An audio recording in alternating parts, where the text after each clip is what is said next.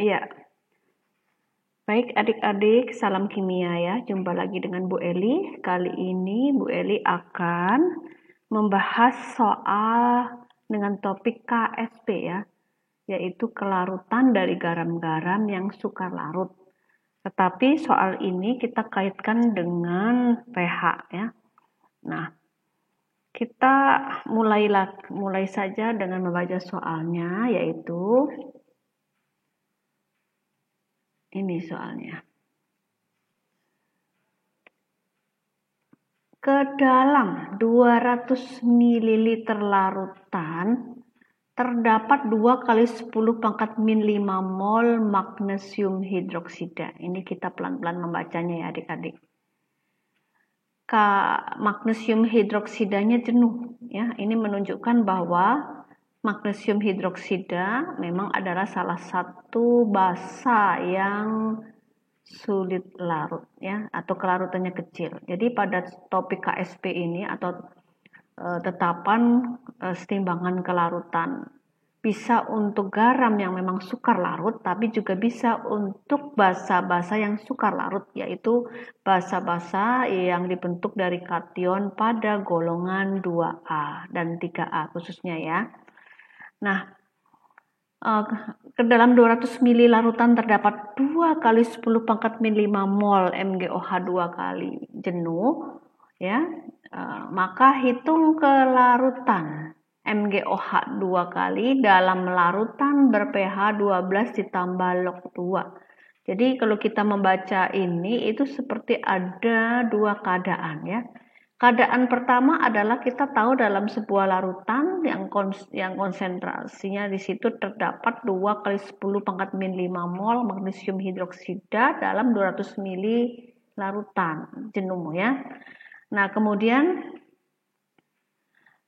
hitung kelarutan MgOH 2 yang terdapat dalam larutan tadi yang pertama yang di sini ya. Ya ini. Nah, ini kelarutan MgOH 2-nya ini dihitung lagi jika dia itu ditambahkan larutan lain ber-pH 12 ditambah log 2. Jadi ini ada dua larutan ya. Maka kelarutannya bagaimana? Apakah lebih larut atau kurang larut? Artinya pada soal ini kita perlu berpikir bahwa sebelum kita mengetahui kelarutan MgOH 2 dalam larutan yang lain, yaitu dalam larutan ber-pH 12 ditambah log 2, ini larutan basa ya, itu maka kita harus tahu kelarutan dia di dalam air ya adik-adik. Maka sekarang kita akan membahas mulai dari langkah awalnya adalah di sini kita tahu ada basa yang sukar larut yaitu MgOH 2 kali ya. Jika ini kita reaksikan dalam air ya, maka dia kan akan mengion ya, menghasilkan ion Mg2+ ditambah ion hidroksida ya. Ini koefisiennya jangan lupa ya, 1 ini 2 ya. Nah, MgOH 2 ini tadi ada 2 kali 10 pangkat min 5 mol ya. Nah, maka Mg2 plusnya di koefisiennya 1 tentunya sama ya, 2 kali 10 pangkat min 5 mol. Sementara OH minnya adalah 2/1 kali 2 kali 10 pangkat 5 mol. Mol ya. Di sini ada 4 kali 10 pangkat min 5 mol ya. Nah, adik-adik tahu ya bahwa di sini tentu ada tetapan kesetimbangan yang disebut tetapan kesetimbangan dari garam-garam atau basa-basa yang sukar larut, maka kita sebut dengan istilah KSP, Constanta Solubility Product ya.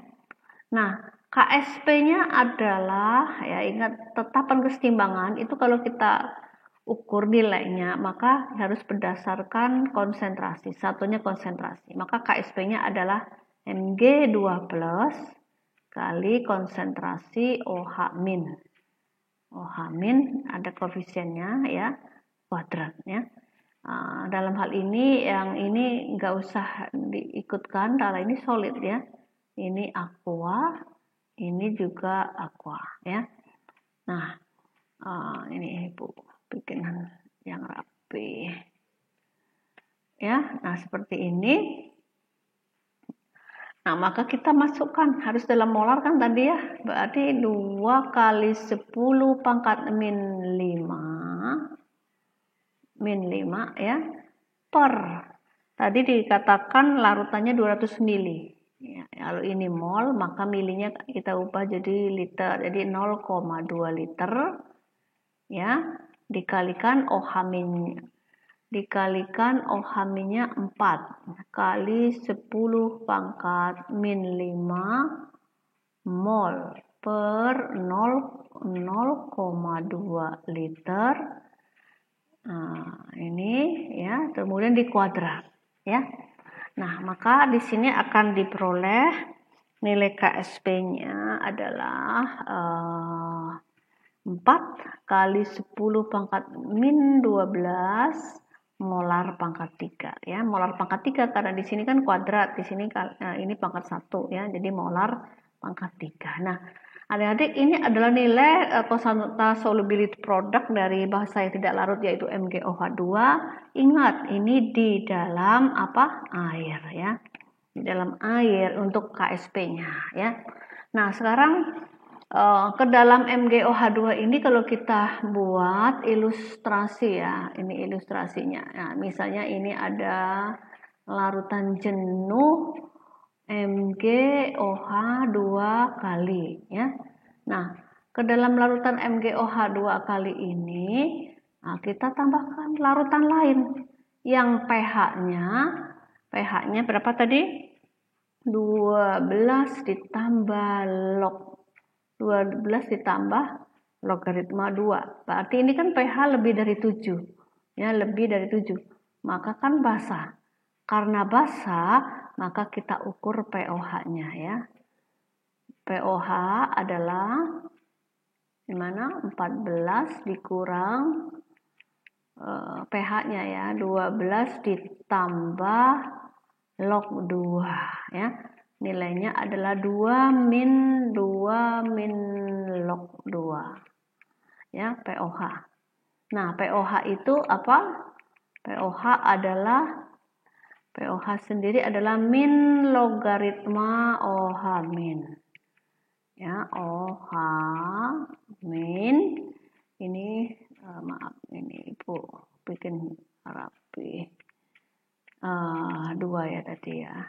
Maka konsentrasi OH minnya setelah dimasukkan ini ke sini ya, kan pOH sama dengan min log 2, maksudnya ini tetap OH min. Nah, ininya 2 min log 2. Maka OH min di sini kita akan mendapatkan 2 kali 10 pangkat min 2 molar ya.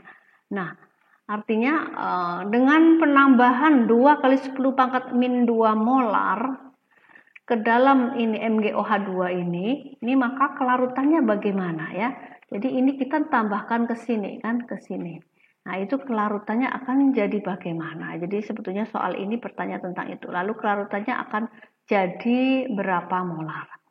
Nah, maka adik-adik langkah yang ketiga kita membuat persamaan lagi, yaitu MgOH. Ya, tadi 2 kali yang kalau kita larutkan dalam air, maka akan menghasilkan Mg2 plus ditambah 2 OH min. Nah, MgOH2 dari sini kan tadi ada KSP ya. Jadi KSP-nya kita masukkan ya, tadi nilainya 4 kali 10 pangkat min 12 ya, sama dengan ini ya. Ini misalnya kita anggap X molar ya. Ini X molar ya. Nah, X molar yang ada di penambahan larutan ber-pH 12 ditambah log 2 tadi ya. Jadi ini X molar Nah, ini kan sama, ini X juga ya. Ini lihat. Ini kan X juga. Jadi ini itu sama dan ini ya. Dikalikan konsentrasi OH min kuadrat ya. OH min kuadrat tadi ini ya, 2 kali 10 pangkat min 2 molar. Jadi di sini kali 2 kali 10 pangkat min 2 molar di kuadrat ya. Ingat kuadrat nih. Koefisien. Maka X sama dengan ya 4 dikali 10 pangkat min 12 dibagi 2, ini di kuadrat ya. 2 kali 2 kan 4 dikali 10 pangkat min 4 ya. Ternyata di berapa adik-adik? Hasilnya adalah 10 pangkat min 8 molar. Nah, baik, inilah hasil yang kita peroleh ya, yaitu pada kelarutan MgOH2 di dalam larutan ber-pH 2 ditambah 12 ditambah log 2 ya. Jadi artinya X itu siapa? X itu ini ya. Mg2+ yang jumlah molarnya itu setara dengan MgOH2 ya. Jadi ini kalau kita bandingkan dalam air ya. Dalam air itu tadi adalah berapa? Dalam air ketemunya adalah 2 kali 10 pangkat min 5 mol dibagi 200. Kan tadi kan 2 dikali 10 pangkat min 5 mol dibagi bukan 200 ya, 0,2 ya kan? 0,2. Nah, di sini kita bandingkan dengan 10 pangkat min 8 ya. Nah, itu lebih apa?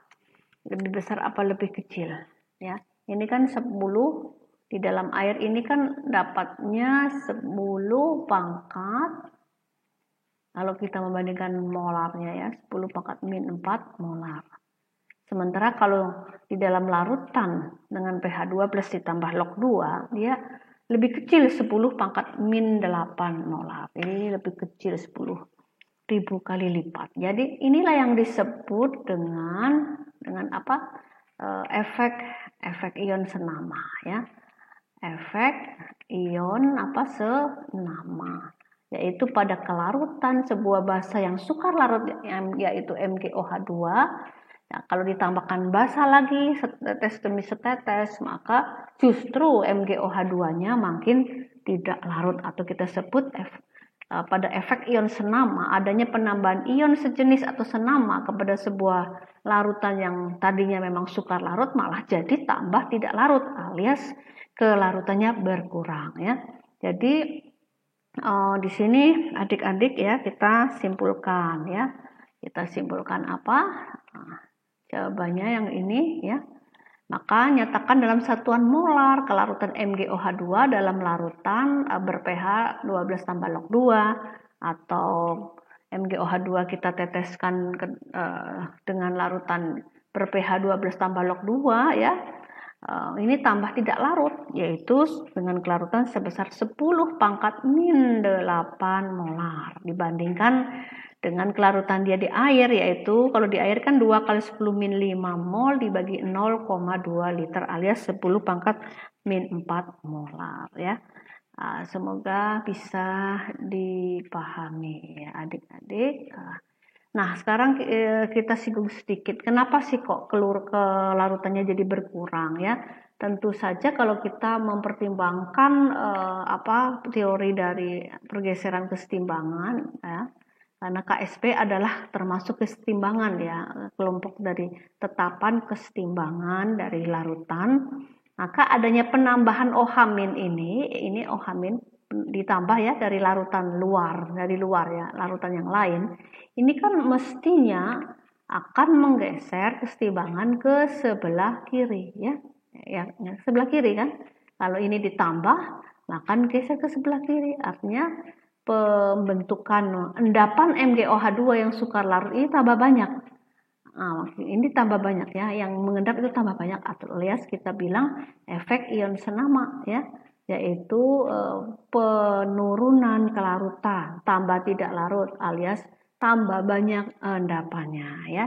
Baik, sampai di sini dulu penjelasan Ibu ya.